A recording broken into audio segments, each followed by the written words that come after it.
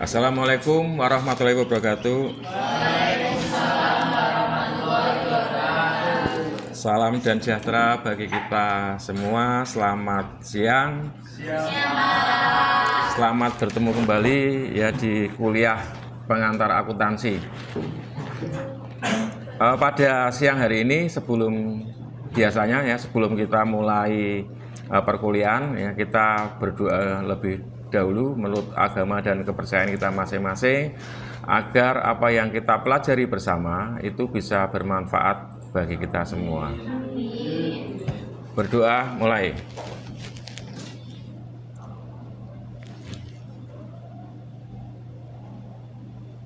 Berdoa selesai.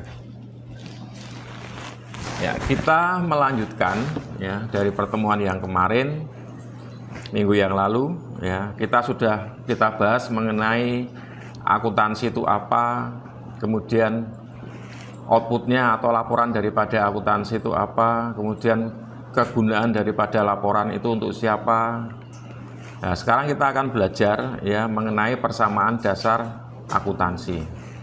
Persamaan dasar akuntansi ini merupakan pondasi. Jadi kalau ibaratnya kalau kita membuat suatu bangunan ya, persamaan dasar akuntansi ini merupakan pondasi. Ya, artinya kalau nanti kita belajar, ya, kita tidak bisa memahami persamaan dasar akuntansi karena ini merupakan pondasi. Ya, nanti teman-teman akan kesulitan untuk mata kuliah akuntansi yang selanjutnya.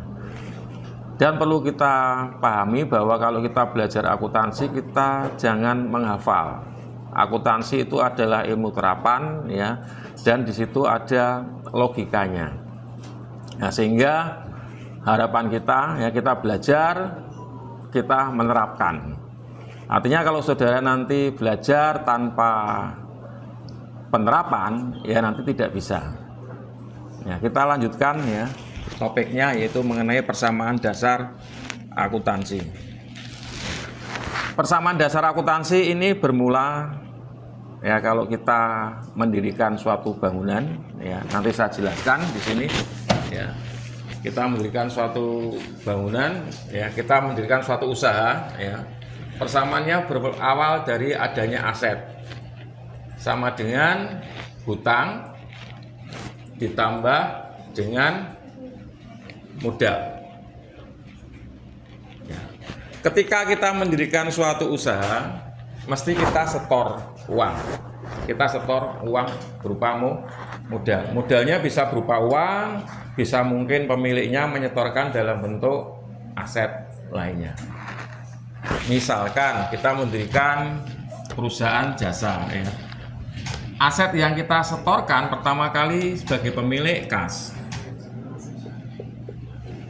Setornya berapa? Misalkan 10 juta.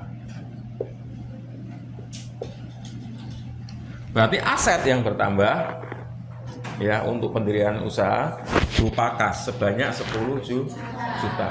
Dari persamaan ini nanti akan mempengaruhi modal ya, sehingga nanti modalnya juga bertambah sebesar 10 juta. Ketika perusahaan ini sudah didirikan, tentunya nanti beroperasi, melakukan kegiatan operasional, mesti beli peralatan atau mungkin beli yang namanya persediaan supplies. Persediaan supplies itu adalah persediaan yang dikonsumsi sendiri oleh perusahaan. Kita beli persediaan supplies, berarti aset yang bertambah adalah supplies. Nah, kita belinya apa? Kalau kita belinya kredit, ya berarti supplies-nya bertambah. Misalkan kita beli supplies-nya sebesar 300.000, ya. Karena belinya kredit, berarti hutangnya bertambah 300.000. Kemudian kita beli peralatan aset tetap, ya. Misalkan seharga 5 juta. Beli inventaris katakanlah, berarti aset yang bertambah adalah inventaris. Sebanyak berapa? 5 juta. Berarti aset yang bertambah merupakan inventarisnya bertambah, 5 juta. Belinya apa? Kalau belinya tunai, ya berarti kasnya berkurang. Nanti di sini ada pengurangan berupa kas. Kas berkurang sebesar 5 juta. Nah, sehingga kalau Anda jumlahkan nanti ya antara posisi aset, hutang dan modal ini jumlahnya harus sama. Aset ini letaknya di debit, ini letaknya di kredit, hutang dan modal letaknya di kredit. Ini kalau saudara jumlahnya nanti ya harus sama. Kalau tidak sama berarti salah. Ya, kita mempelajari persamaan dasar akuntansi, ini adalah fondasi untuk kita nanti mencatat, menganalisis adanya suatu transaksi. Sehingga ketika kita belajar persamaan dasar akuntansi, nanti kita bisa yang namanya menjurnal. Menjurnal itu adalah mencatat transaksi ya ke dalam buku jurnal. Ada pertanyaan sampai di sini? Belum ya? Saya hapus dulu ya.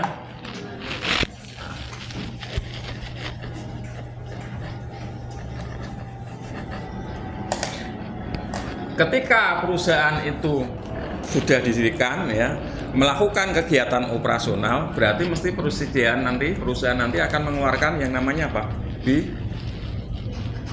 Biaya, beban. Ya apa enggak? Dia akan mengeluarkan beban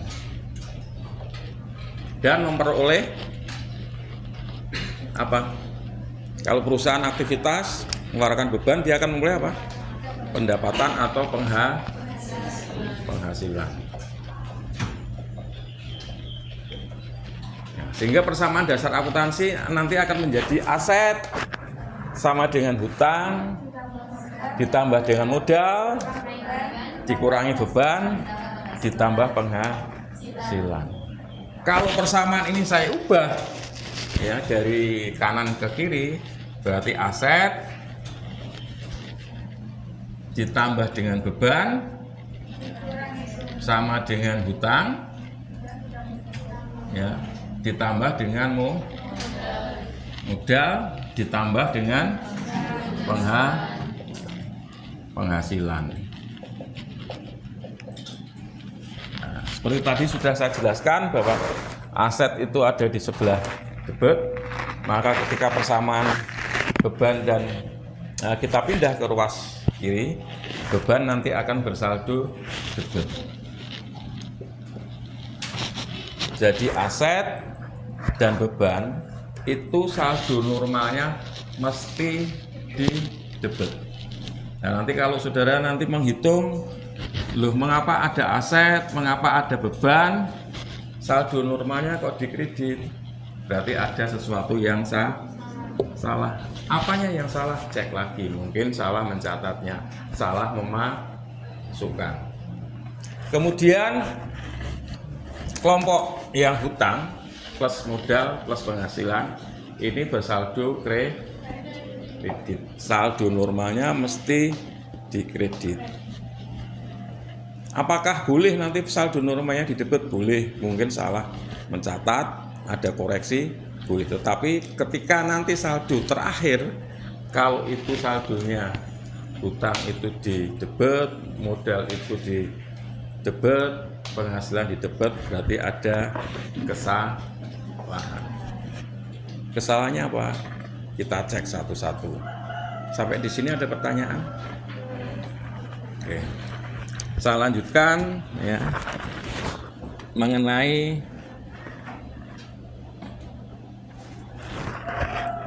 definisi daripada debit dan kredit. Ya, kita seumpamakan ini ya kita umpamakan adalah timbangan, ada kiri dan kanan. Ya. Kiri adalah sisi debit, kemudian kanannya adalah sisi kredit. Nah, elemen-elemen apa saja yang ada di debit atau elemen apa saja yang ada di kredit, nah, nanti kita bisa bahas di sini. Ya. Sisi kiri sisi debit, ya. aset, beban itu debit. Kemudian liabilitas, ekuitas, dan penghasilan itu di sisi kredit. Sampai di sini ada pertanyaan? Belum? Bisa dipahami ya? Bisa. Saya lanjutkan lagi ya. Mengapa akuntansi itu menggunakan istilah debit yang sebelah kiri, ya kanan itu kredit. Bukannya hanya kita menggunakan tambah atau kurang, tanda tambah atau kurang ya.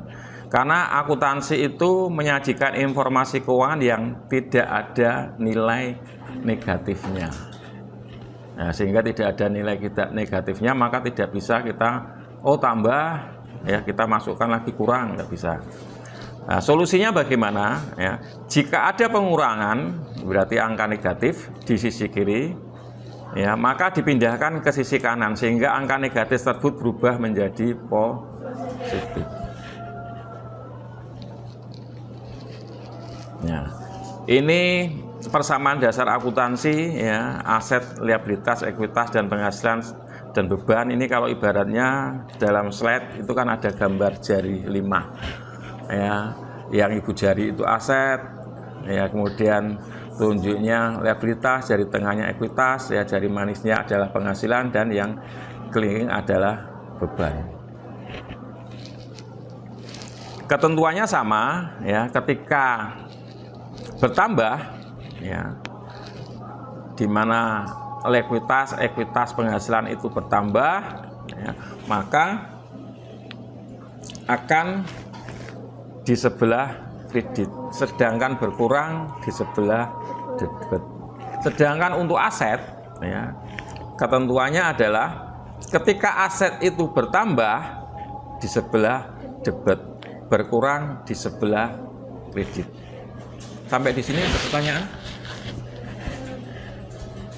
Saya mengajarnya terlalu cepat atau pelan? Pelan ya, pelan-pelan bisa diterima ya. Jadi ini persamaannya yang saudara harus pahami ya, bahwa ketika aset ini bertambah mesti di sebelah debit, ketika berkurang mesti di sebelah kredit. Ini adalah ringkasan ya, saldo normal daripada akun aset, beban, liabilitas, ekuitas, dan penghasilan ya. Saldo normal untuk aset dan beban itu di debit, pasti di debit. Bagaimana nanti kalau dijumpai saldonya kredit, berarti ada kesalahan. Kemudian liabilitas, ekuitas, dan penghasilan itu pasti saldo normalnya di kredit. Nah, kemudian kalau nanti ada aktivitas penambahan atau pengurangan terhadap akun-akun tersebut ya, aset ketika bertambah itu nanti di sisi debit, ketika berkurang di sisi kredit. Beban ketika bertambah di debit, berkurang di kredit. Nah, kebalikannya, kelompok untuk yang liabilitas, ekuitas, dan penghasilan itu ketika bertambah di sisi kredit, berkurang di sisi debit. Jadi kita memahami logikanya persamaan dasar akuntansi. Ketika kita paham, nanti kita bisa melakukan analisis terhadap transaksi. Di dalam penggolongan akun rekening ya, kita kenal dengan yang namanya rekening permanen. Yang kedua adalah rekening sementara. Permanen itu tetap. Ya, istilah permanen itu tetap. Berarti di dalam kelompok aset,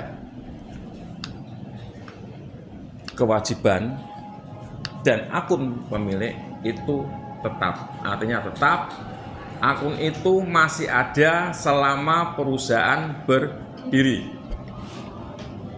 Kecuali perusahaannya dilakukan likuidasi berarti akunnya hilang karena sudah bubar toh. Sedangkan akun sementara itu akun yang ada di rekening pendapatan dan beban. Mengapa dikatakan sementara? Karena akun pendapatan dan beban itu dilaporkan secara periodik.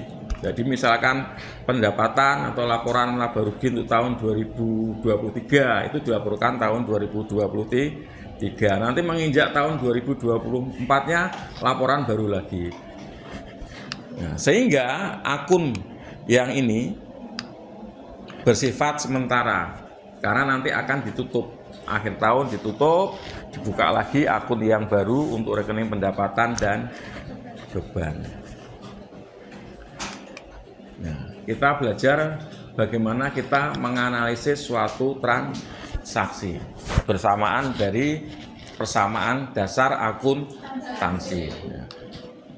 1 Desember tahun 2021 ini Nyonya Linda mendirikan sebuah salon. Linda buat salon ya.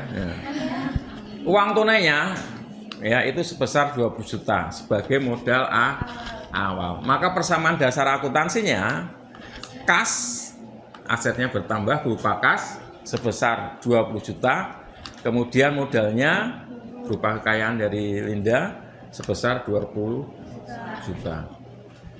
Kemudian berikutnya tanggal 2 Desember 2021, ini Nyonya Linda membeli peralatan salon sebesar 10 juta. Karena membelinya tunai, berarti ada peralatan yang bertambah sebesar 10 juta. Sedangkan kasnya berkurang sebesar 10 juta. Nah, untuk mengecek apakah betul ya memasukkan persamaan dasar akuntansi itu, nanti saudara bisa menjumlahkan antara aset sama dengan kewajiban dan modal. Sampai di sini ada pertanyaan? Belum? Bisa diikuti ya? Kemudian yang berikutnya ya, itu Nyonya Linda membeli perlengkapan salon ya sebesar 4 juta.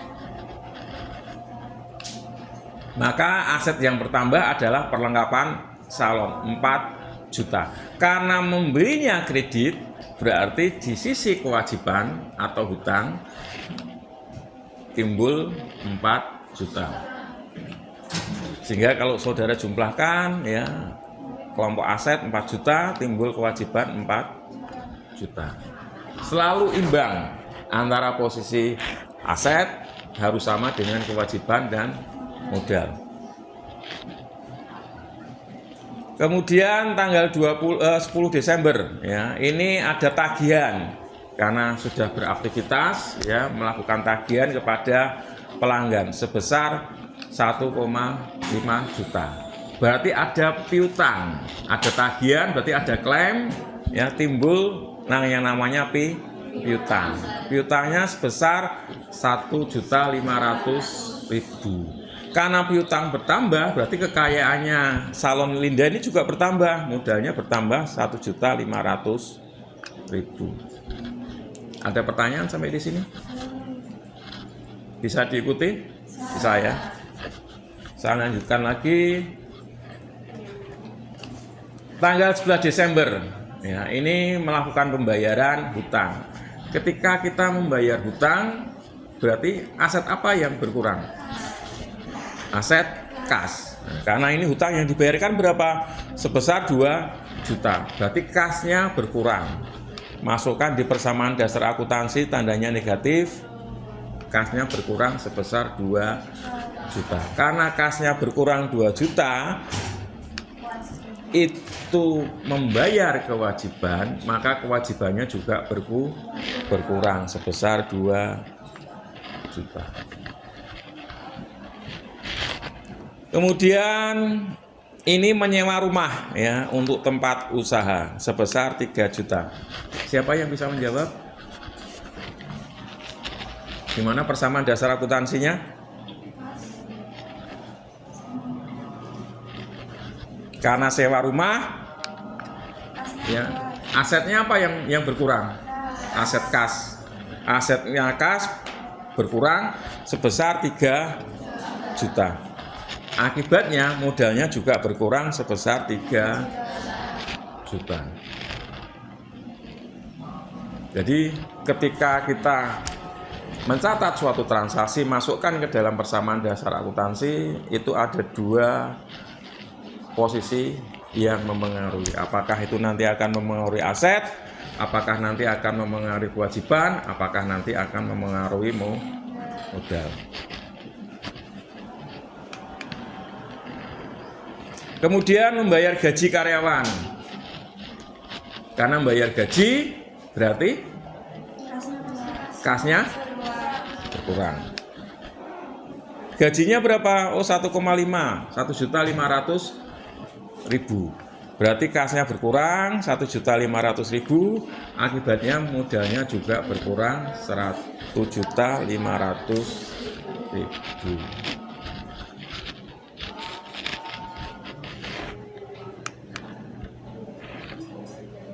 Ada pelunasan piutang untuk transaksi berikutnya.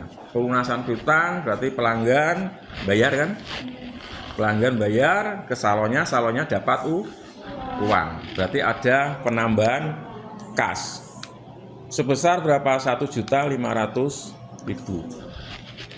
Akibatnya piutangnya juga berkurang 1.500.000. Ada pertanyaan sampai di sini? Belum? Bisa diikuti ya? Ya.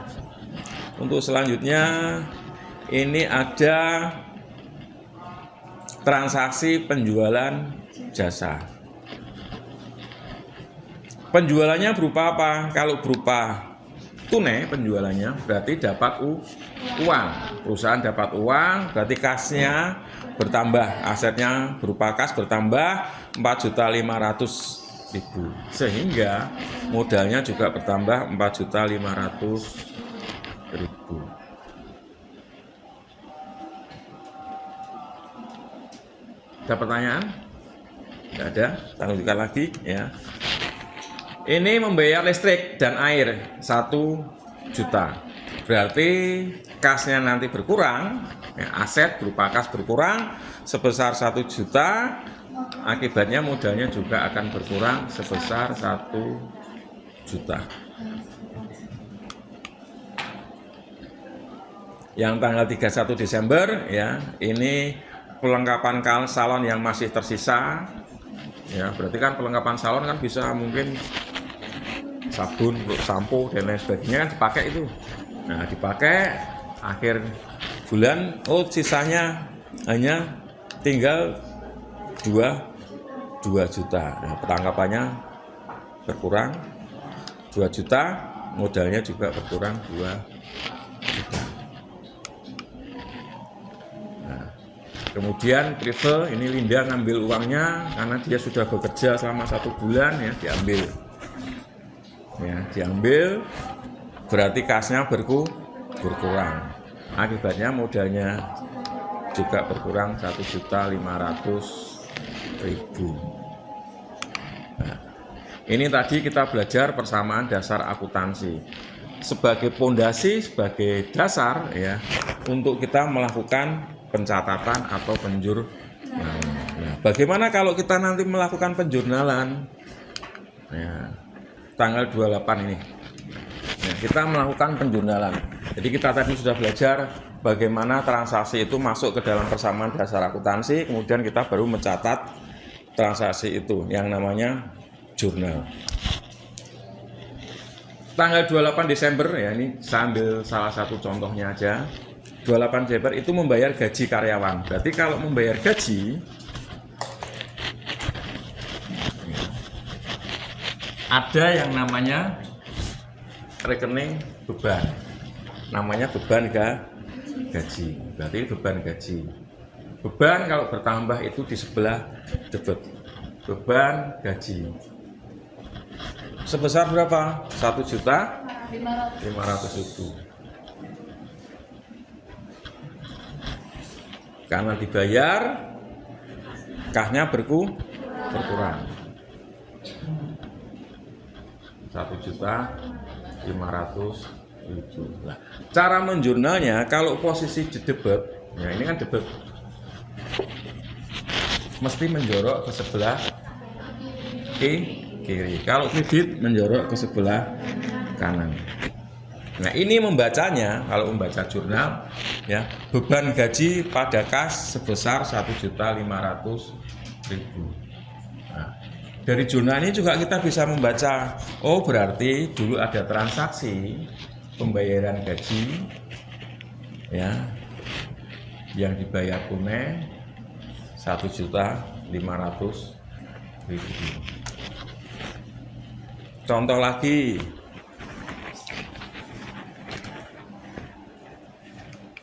Ya.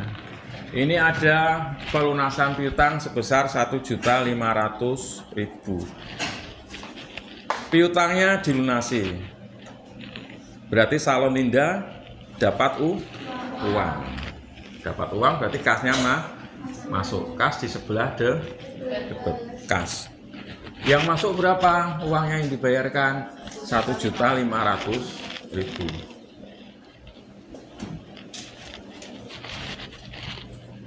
Rekening lawannya apa? Piutang. Piutang usaha 1.500.000. Cara membaca jurnalnya nanti adalah kas pada piutang usaha sebesar 1.500.000. Jadi jurnal ini menunjukkan bahwa ada pelunasan piutang, ya, sebesar 1.500.000. Berarti ada kas yang masuk 1.500.000 dari piutang usaha. Kita ambil contoh lagi berikutnya, ya. Menerima kas sebesar 4.500.000 atas penjualan jasa. Berarti kasnya masuk kan? Nah, kasnya masuk berarti kasnya di debit. Kas masuk 4.500.000 dari penjualan jasa. Penjualan jasa 4.500.000. Ya, berarti jumlahnya nanti adalah kas pada penjualan jasa 4.500.000.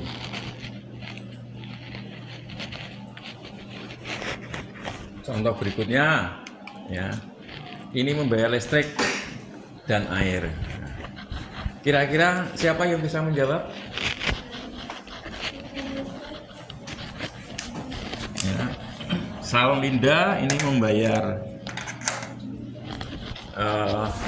listrik dan air, ya, sebesar 1 juta. Tadi kan sudah kita belajar mengenai persamaan dasarnya, sudah kita masukkan dalam bentuk persamaan. Bagaimana kita mencatat transaksi ke dalam bentuk jurnal. Membayar listrik dan air. Kira-kira siapa yang bisa jawab? Beban listrik dan air, ya. Beban listrik dan air pada kas. Sebesar berapa? 1 juta.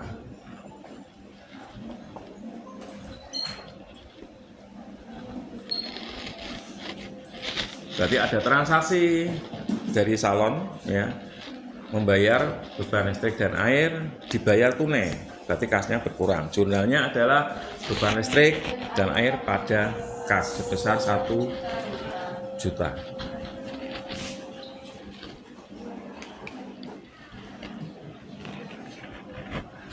Perlengkapan salon yang masih tersisa 2 juta. Ya, setelah dipakai perlengkapan salon ternyata akhirnya dihitung, ya, itu menjadi 2 juta. Jurnalnya gimana?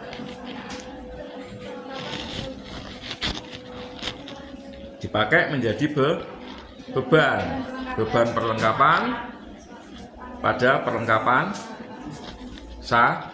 salon sebesar 2 juta.